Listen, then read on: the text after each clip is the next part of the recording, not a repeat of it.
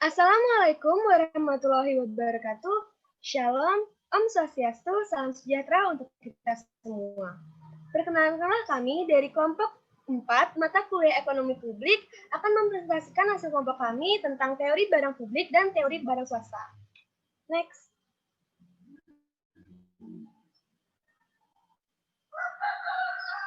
Adapun anggota kelompok kami yaitu yang pertama Netri Nurul Utami, yang kedua ada saya Putu Sonia Ainifri Sarini, yang ketiga ada Ramatu Anissa, yang keempat ada Dianik Nisa Zahra, dan yang terakhir ada Baik Karisa Kurnia Larasati.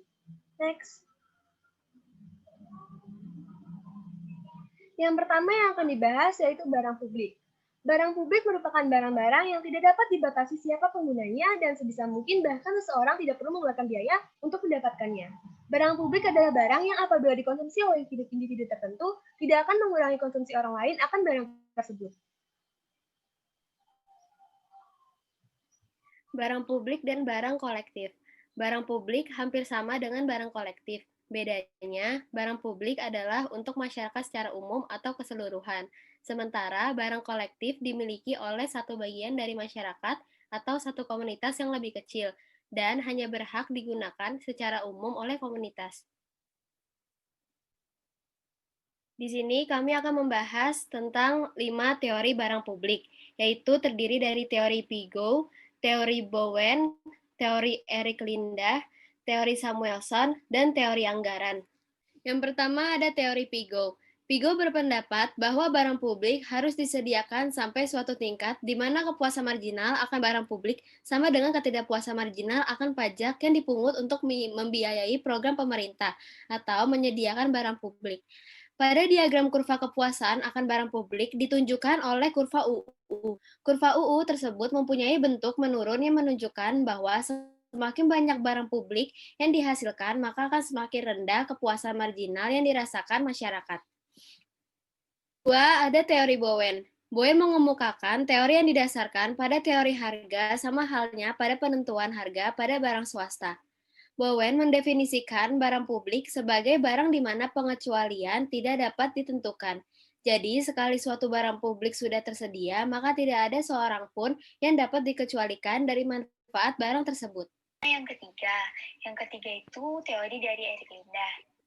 Teori Linda mirip dengan yang dikemukakan oleh Bowen. Hanya saja, pembayaran masing-masing konsumen tidak dalam bentuk harga absolut, akan tetapi berupa persentase dari total biaya penyediaan barang publik.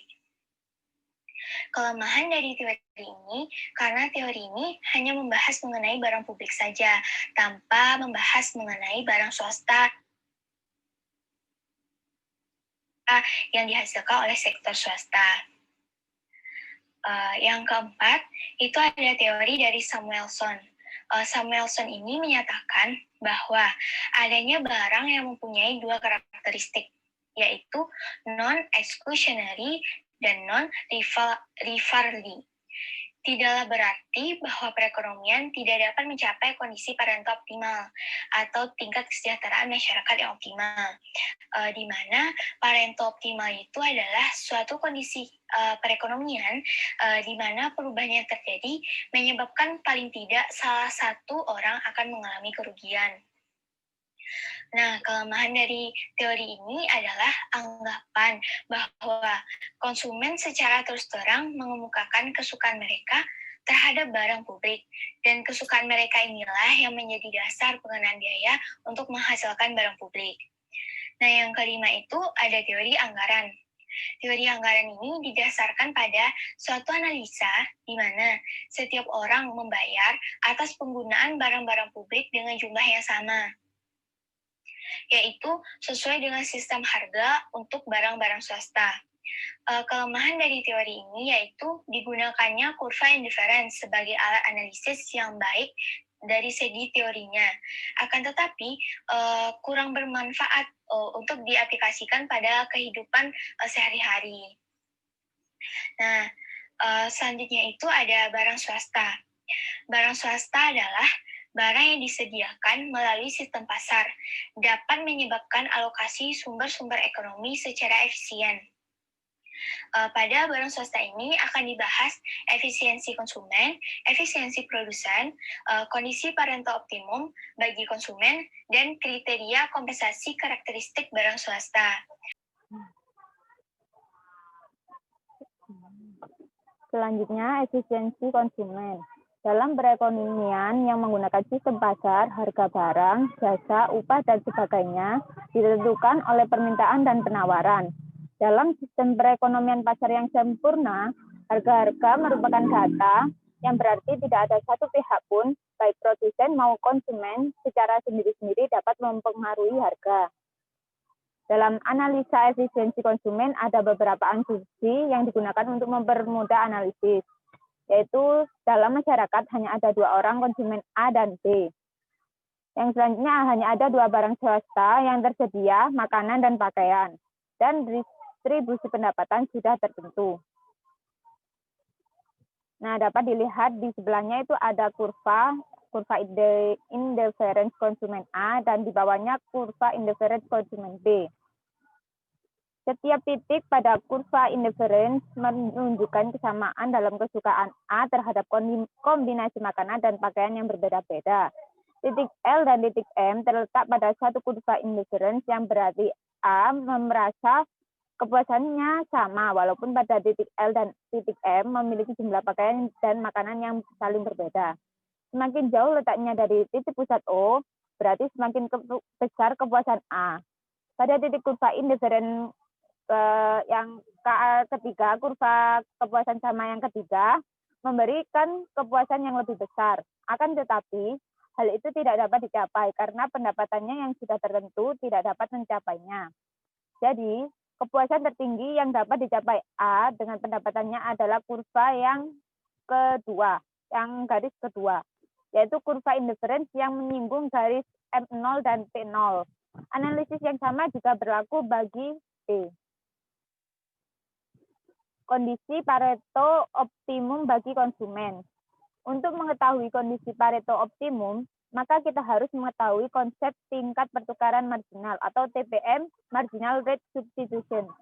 TPM adalah angka yang menunjukkan kesediaan seseorang konsumen untuk menukarkan satu unit terakhir dari suatu barang untuk mendapatkan beberapa unit barang yang lainnya. Pareto optimum akan tercapai apabila setiap orang mencapai titik keseimbangan, yaitu bagi setiap orang TPM, mereka sama dengan harga relatif, yaitu di mana TPMA untuk makanan dan pakaian, TPMB untuk makanan dan pakaian. Kedudukan Pareto optimum dapat diterjemahkan menjadi kurva kemungkinan kepuasan atau utility possibility function, seperti gambar di samping. Kurva kemungkinan kepuasan merupakan terjemahan dari kedudukan Pareto optimum dalam diagram kotak konsumen. Kurva kemungkinan kepuasan berbentuk negatif dari kiri ke atas ke kanan bawah, yang berarti bahwa apabila salah satu konsumen meningkatkan kepuasannya, akan menyebabkan berkurangnya kepuasan konsumen lainnya.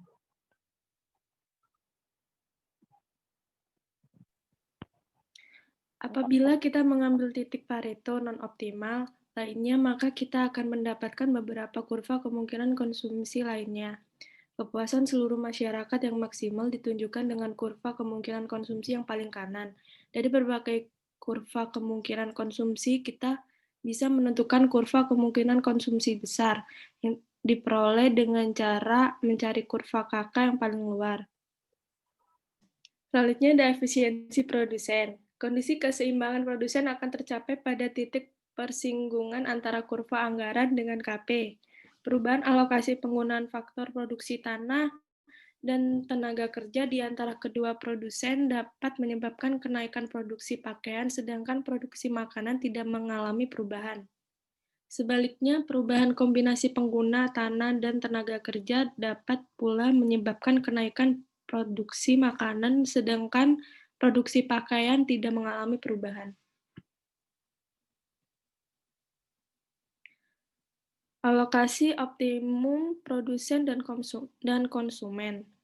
Jumlah barang yang diproduksi tergantung harga kedua buah barang tersebut. Semakin mahal suatu barang, semakin banyak jumlah yang dihasilkan. dan begitu sebaliknya.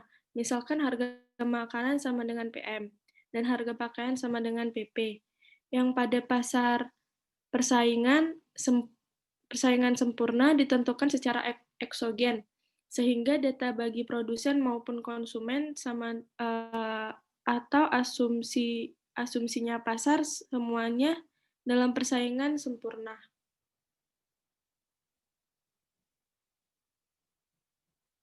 Analisis konsumen dan produsen di atas dapat disimpulkan bahwa apabila semua pasar berada pada pasar persaingan sempurna, maka mekanisme pasar akan dapat memecahkan masalah alokasi sumber ekonomi secara efisien tanpa adanya campur tangan pemerintah. Konsumen akan mencapai kepuasan yang optimal, sebab setiap konsumen akan berada pada keseimbangan konsumen. Produsen akan mencapai kepuasan yang optimal, sebab setiap produsen akan berada pada keseimbangan produsen. Nisbah harga barang konsumen atau PX per PY menunjukkan berapa jumlah barang X dan barang Y yang akan dihasilkan dalam perekonomian.